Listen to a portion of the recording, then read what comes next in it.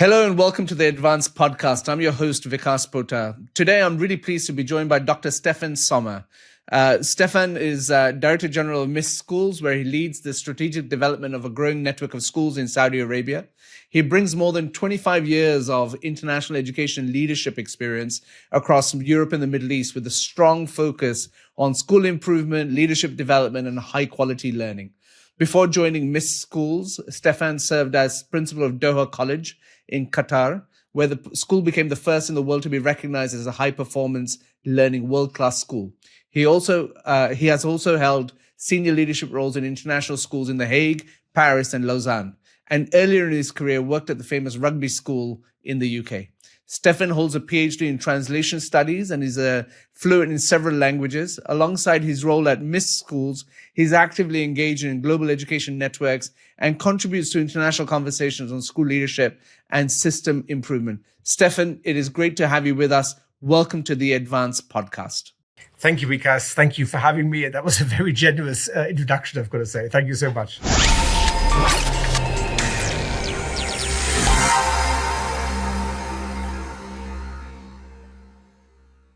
So, Steffen, this podcast is very much focused on high performance, and we see culture as a lever for that high performance that we all seek and desire. You worked in many different contexts and turned around a significant amount of schools, international schools, across many countries, cultures, and systems for more than 2 decades, although you look much younger.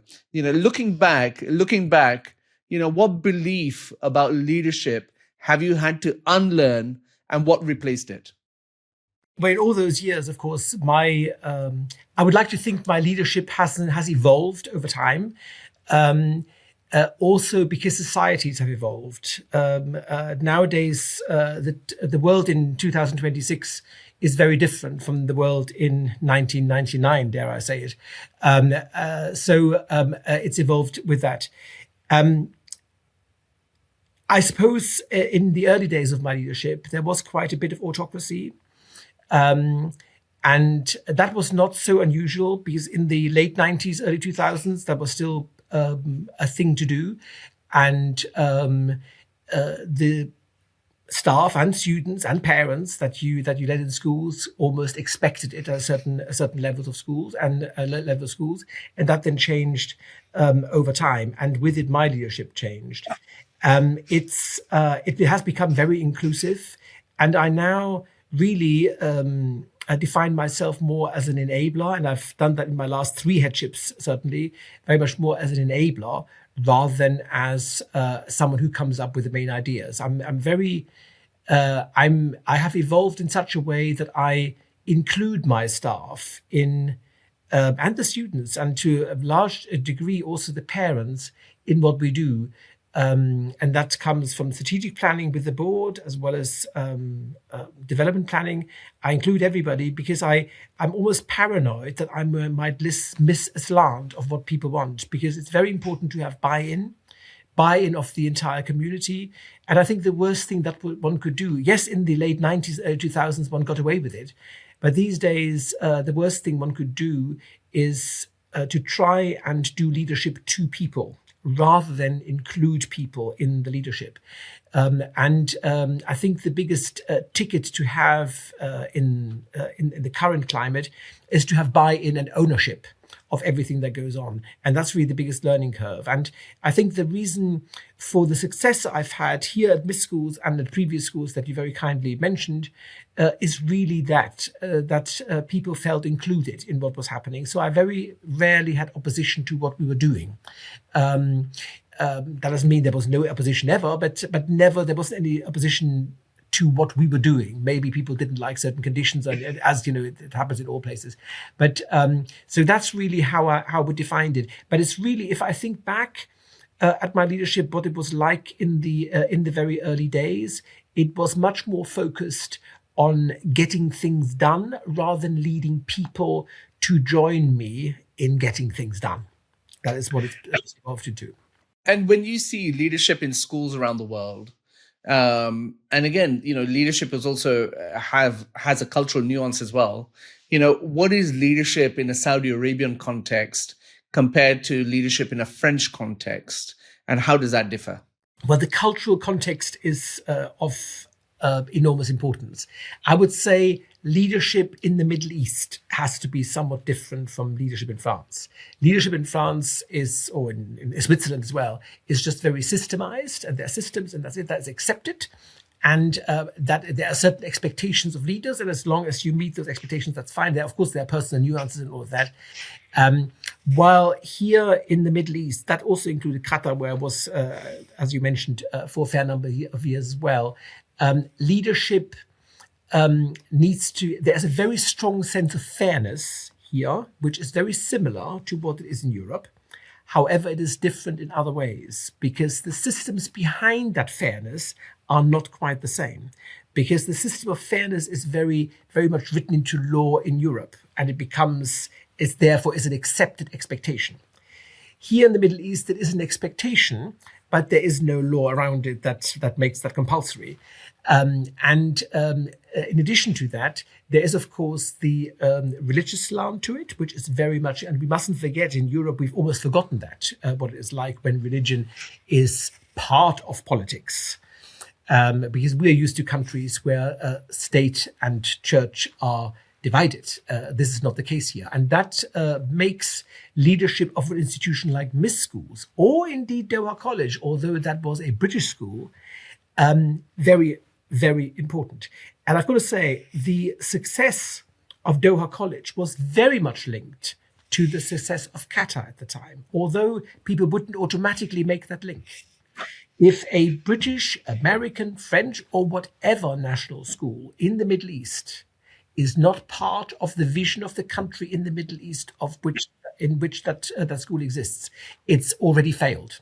It will never achieve its objectives because it doesn't get the support from the country it's in. And we mustn't forget we might be linked to an embassy, but that doesn't mean we're extraterrestrial and we can do things that are not leading the country where the country needs to be. And what also mustn't be forgotten about, in the Middle East, the vision, and we kind of have forgotten that in the West because that's not what we think of these days, because we don't include people, we just, everybody's their own man or woman. While here, it very much is, we have a joint purpose. And that's what we are trying to work towards. And a school to be successful of whatever ilk in the Middle East needs to define itself as part of that purpose. And you need to find your niche within that purpose, but you certainly can't be a successful school if you're not in for that purpose. Yeah, I mean, you very kindly facilitated and hosted us at your school in Riyadh not so long ago. And what struck me was actually everywhere we went to in Riyadh, this conversation about this larger vision 2030 that exists and seeing how everyone fits into that was quite an important thing. So in that context of, say, your Vision 2030 in Saudi Arabia, what constitutes an exceptional school? An exceptional school in Vision 2030, and that is not only Doha College, not only schools like Misk Schools or Doha College or any school around here in the Middle East, because don't forget, Vision 2030 is for Saudi, but of course it radiates out as well. So it's not like it's ignored in the countries next door, although they have their own vision. But Vision 2030 has a very special meaning for Misk Schools because we are part of it. In fact, we are an integral part of it. We were founded by the Crown Prince to educate future leaders for Saudi Arabia, of businesses, of organizations, profit-making, of international organizations, to have a representative in international organizations, the WHO, and all those things. And with it, we were founded as a leading school, a pinnacle school, that also has an impact on how the education ecosystem in the entire kingdom develops further. Therefore, there is a great emphasis on innovation, a great emphasis on making sure that what is kingdom strategy is being implemented at the right level in the school, so that the students who are leaving this school are well in tune of what needs doing by the time they leave school, for Vision 2030, according to what's been agreed. I'll give you a few examples. AI, for instance, which of course under big criticism in Europe and many countries where there's a bit of fear that it leads to cheating and whatnot. Here in the kingdom, and it doesn't matter what I think, and it doesn't matter what my staff think, the kingdom has signed up for AI as an all-in. Now, it is inconceivable that the Crown Prince's School then does the opposite. That is simply not conceivable. And as a leader of the school, wherever we come from, that has to be accepted. When you are leading a major institution that has such a political slant, like Misk Schools being the Crown Prince's School, there is no way that could not be done. I mean, as it happens, I'm a great believer in AI, and that is also true for the majority of my staff. But that's what I'm saying is one needs to adapt to the needs of the country and where the school is going within the purpose of that the country has defined for itself. You can't do the opposite. That is simply not possible because it's not what's being done, and that of course leads to different thinking models. And one can be very differently creative when you realize that is where we are going. We better find a way, and you also find yourselves listening very attentively to what's going on in the West, where the vision is different and where there are clear doubts, and we listen to it, but only to critique it, to say, well, actually, why are they saying that? And actually, what if we all did that? What if we just ignored that the world, the wheel of history keeps spinning? Even if we don't like it that it's spinning, it's still spinning and we can't stop it. And therefore, what is an argument to be had? Well, however much we hate AI, we still can't just ignore the fact that it's there. And as far as I can see, it's not going anywhere else. It's going to stay, and it's going to become more and more complicated. And I can already predict from the work that we are doing with Stanford, it won't be long now, and we're talking about ambience intelligent. That will be the next step after AI, and we'll then be in a completely different world. And I fear it's if we shut our eyes towards that, we're actually doing the opposite to what education is actually for, and that is providing the next generation of the workforce, of university students, of intelligentsia, with the kind of experiences they need in order to operate effectively in the world that they're stepping into. Steffen, there's so many questions that come to my mind as a result of what you said. But where I want to take you is to ask you about what indicators do you believe matter most when evaluating school success, and which ones are often overemphasized and overlooked? Well, that's very important, and I couldn't. This is a very good question that I'm thinking about a lot. Now, of course, student outcomes and student achievements are, of course, important, and that is one of the ones that is heavily overemphasized all over the world, and sadly also to do with what universities require. I mean, obviously, if they have to go by something, they have to go by some numbers. But we tend to emphasize what is easily measurable and comparable. And we tend to forget very often the skills that we need to have available, that our students need to have as a toolkit in them in order to function and be successful in society as it presents itself now. Examples of, for instance, the 4 C's. It's the communication skills, it's the collaboration skills, it's the and which are essential in being successful in nowadays world. We don't really cooperation or teamwork, which we don't really pay as much to which we don't pay as much attention as we should do in our assessment system. And because our assessment system doesn't pay much attention to it, we of course then don't teach for that, and we don't spend enough time on that. Yes, schools like ours, for instance, try very hard to incorporate that, and we've got a lot more liberty to do that. I can maybe, if you ask a question, I can say a few more words about that, because we do a lot there because we can. But a regular school with a regular finance system, and which is not a school that's supported by the top of a state, that's difficult. They have to teach what in the time that's available, so that the kids get their currency that they can buy something with, i.e. a university place. And that is, but great schools are about many other things as well. They are about community. They are about well-being. They are about caring. They are They are about service. There's a lot of things that make good school, and all of which are experiences that the children take away, not as an exam result, but as an experience. And I just want to remind the listeners here of the famous quote that education is what is left after you've forgotten everything you've learned in school.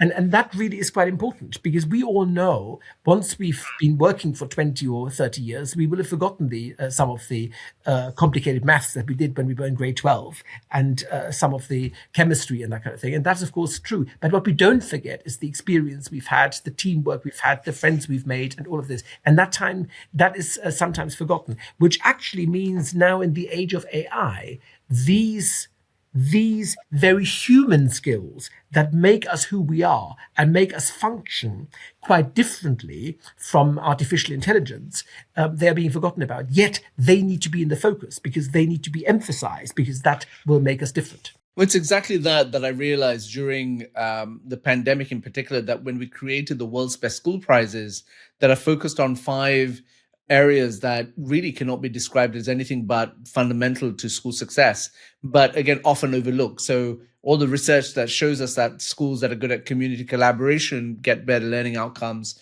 Schools that empower young people to take environmental action do the same. Schools that are innovative do the same. Schools that support healthy living do the same. Schools that know how to overcome adversity do the same. And the realization after 10,000 schools having gone through the prize is quite simply that actually any of these schools that does well in our prizes, there's one fundamental truth about them, which is that they all, I think, employ a really positive approach to building culture in their schools. Do you have a comment on that? And the reason I ask you this is that, one of the things that we've done is create a tool for schools to use to assess culture. And there's so many learnings that come from it. But I wanted to know your perspective on, well, what are the fundamental tenets that you actually focus on to build positive school culture? I became a head at a time when there were, at the time, much older and much more experienced heads who'd been running schools for 20, 30 years, who were convinced that they provided the culture in their schools, that all other staff provided the systems and the detail, but they were the culture, they were the climate that was there in the school. I've never believed that, because every single school, and Misk Schools is the 5th school I'm the head of, and I'd like to think they've all been very successful, but the culture was quite different in all of them, because the culture is determined by the people in it. Because the school is really, it's not the buildings, the school, what is the school? The school is the people that are in it. And that includes the parents who are not in the school, but still have a massive impact on the school and have a massive share in their partnership with the school. Important aspects there is a sense of purpose, which is determined by the values that the school, and they can be, in every single school that I led, the values were different. However, if I put all these values into ChatGPT and asked it what are the commonalities, I think ChatGPT would come out with a common phrase that, although they all had slightly different values, but they all kind of, the sum of them all came up with the same thing, and that is one of growth, and one of purpose, and one of striving for some excellence, for doing well at the end of the day. And I think that is important, that agreement is there. I think another important part of culture is that of happiness. And that, I know that's a very contested term. And I remember Anthony Seldon, some 20 years ago, started teaching, or 15 years ago, started teaching happiness. And I don't think that's actually possible, because happiness means something else for everybody. But to make the community and the people understand that real wealth is not how much you own, but how much you don't need. And that can come, you can actually be quite poor, and that comes in all sorts of, and that adds to a certain appreciation, that adds appreciation to the students. That actually, it's especially in schools that are quintessentially private schools, quintessentially fee-paying schools, where the students are clearly of a certain wealth. I've always emphasized an understanding, and a very good understanding, of what the life of the other people is like, and that they are part of it. And that all people are part of that common purpose, and to make sure that everybody understands that they need to be drawn in order to make sure you achieve a greater goal. So, in this podcast, we often talk about, we ask all of our interviewees in particular to talk to them about what their 3 key lessons for high performance are. And I kind of have a view as to what you're going to say. But do you want to go through each one of these 3 points for our listenership? I've been an advocate for high performance learning for a very long time. In fact, high performance learning as a concept came into education about 2014-15 with Professor Deborah Eyre. But I've known her for a very long time, well over 20 years. We go back a long time, well before high performance learning became a thing. And that goes back to the Gifted and Talented Academy, and because we always felt that a lot more needed to be done for those who were very able, because we were already doing quite a lot for those who needed a lot of help. And so I was very much in that camp. But over time, and I always, in those discussions with Deborah Eyre, we always agreed that actually identifying students as gifted and talented will always remain a very big problem. And it was only in the early 2000s when it became quite clear from the research in neuroscience that the brain can do much more than we'd ever thought possible. And that's when the notion came up, well, actually everybody can be a high performer. If that's true what neuroscience say, that everybody can be. And that, of course, changed everything. And that is now what I truly believe in, and what I think in the background has created the success, academic success, the students had at my schools, and that is that we truly believe that all students can be high performers. So it's that positive message, which of course leads to what we generally call a positive paradigm. It's a self-fulfilling prophecy, and they do.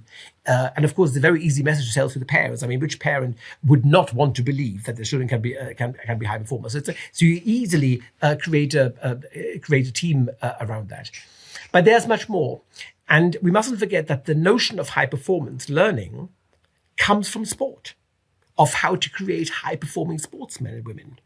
And there's one phrase that I coined, which a lot of people have adopted since, and that is the one thing that a high performing institution, and not only a school, any high performing institution needs to do, is leaving nothing to chance.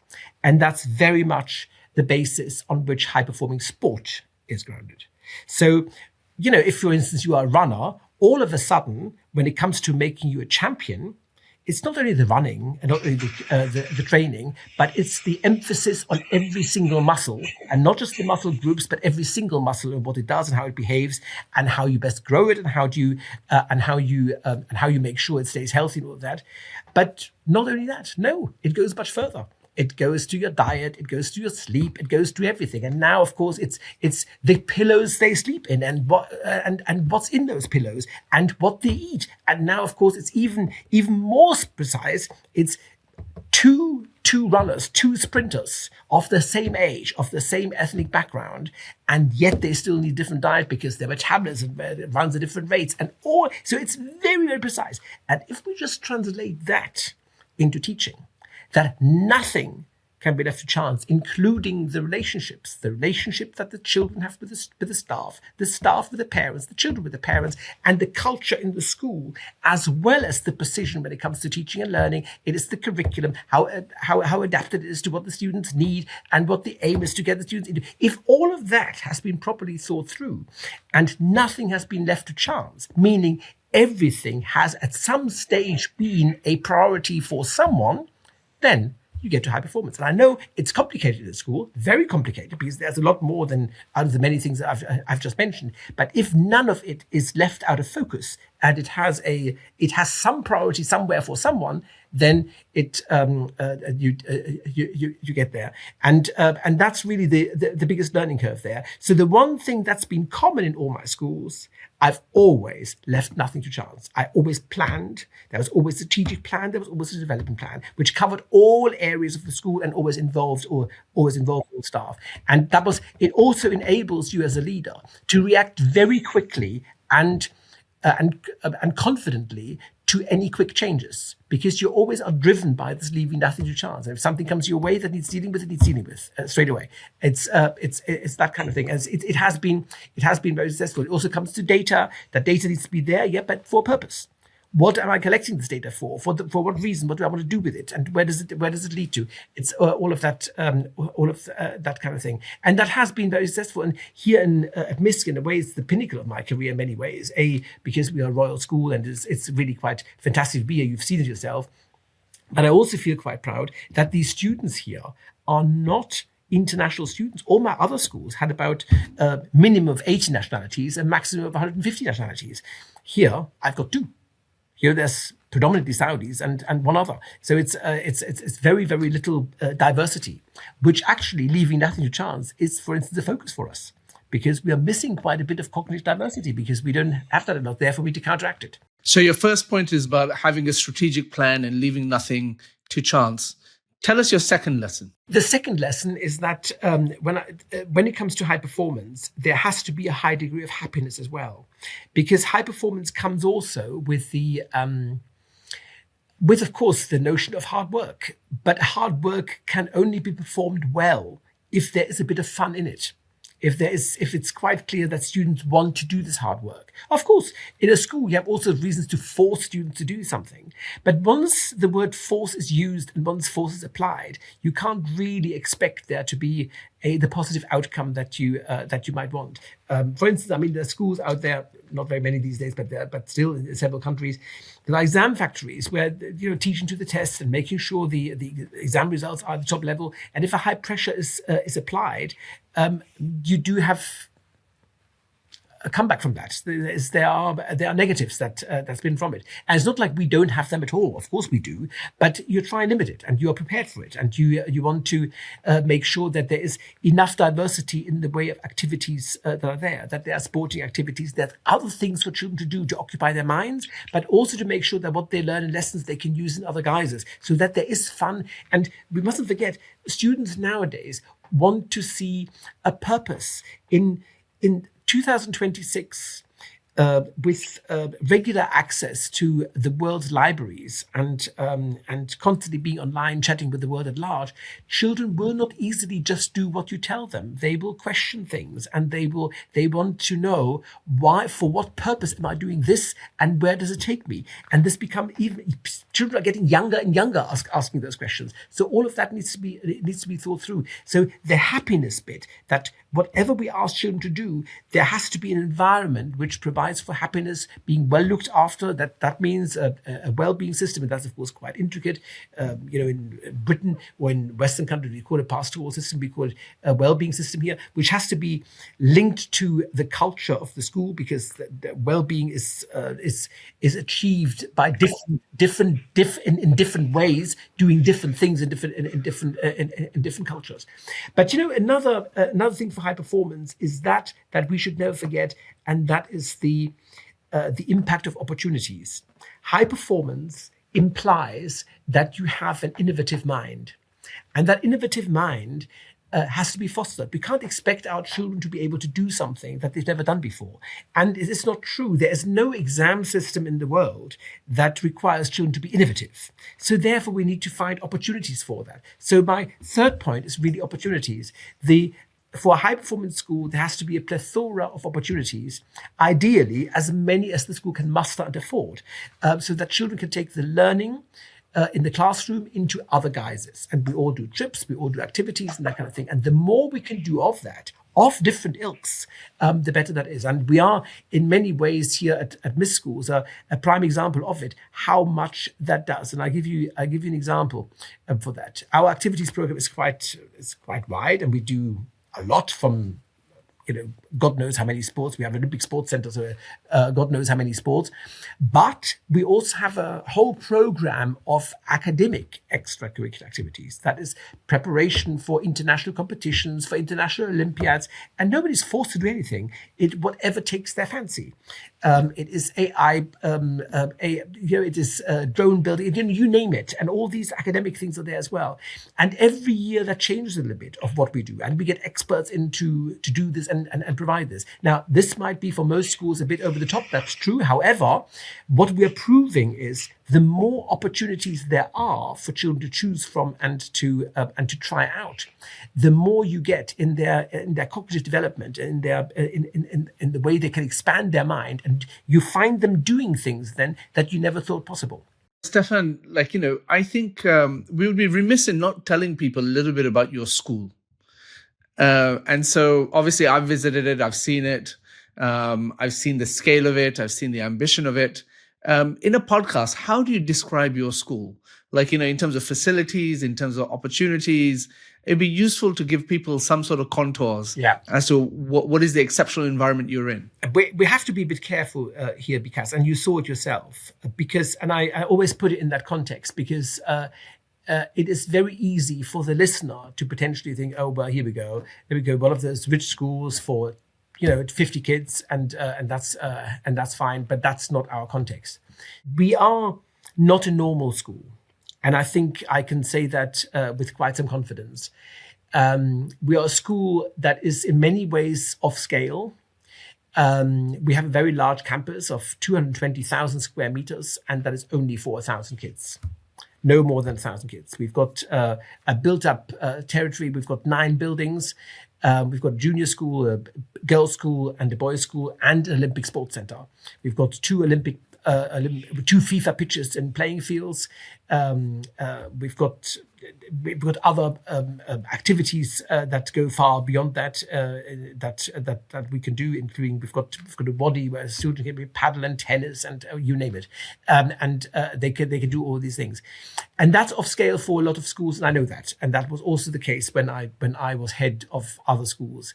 But we mustn't forget, we are the school that was founded by the Crown Prince of Saudi Arabia as a pinnacle school for Vision 2030, and also as a political message.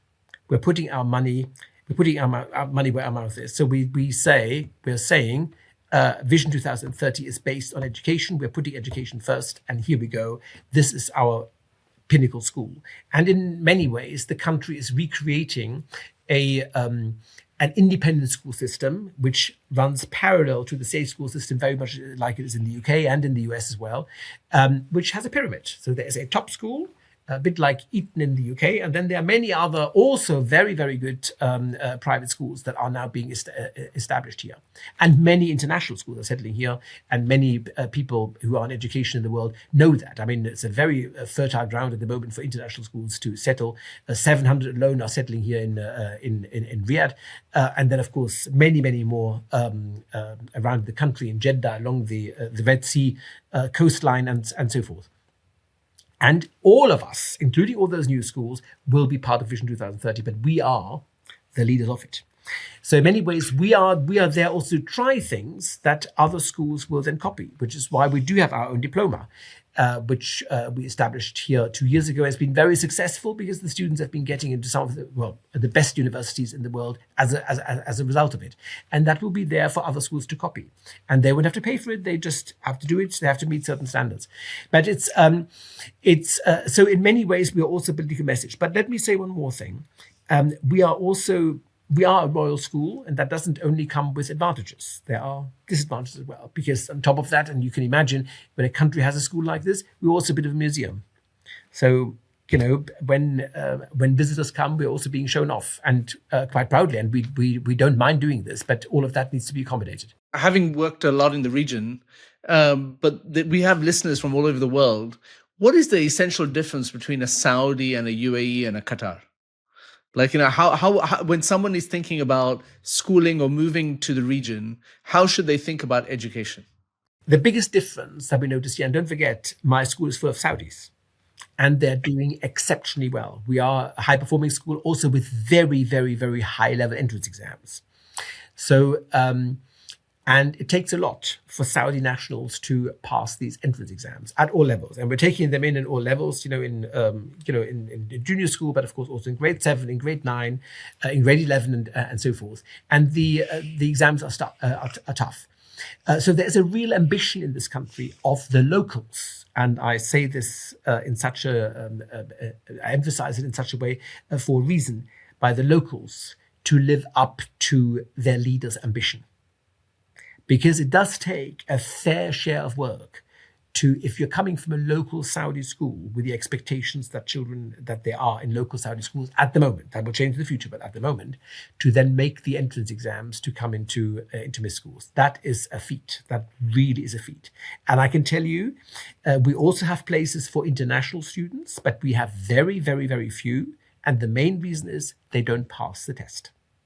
That's how stiff it is.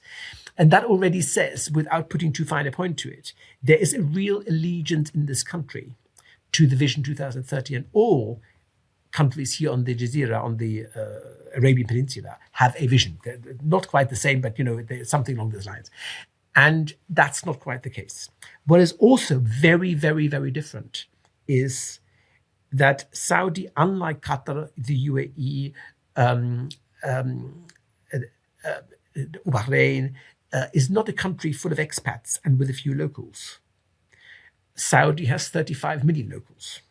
So therefore, everybody who settles here as a school is not just another school for people. Every school will have a significant number of Saudis. Now, when I ran Doha College, and towards the end, we had 2,700 children, out of whom there were less than 100 Qataris. Here, I only have Saudis, and that will be the same.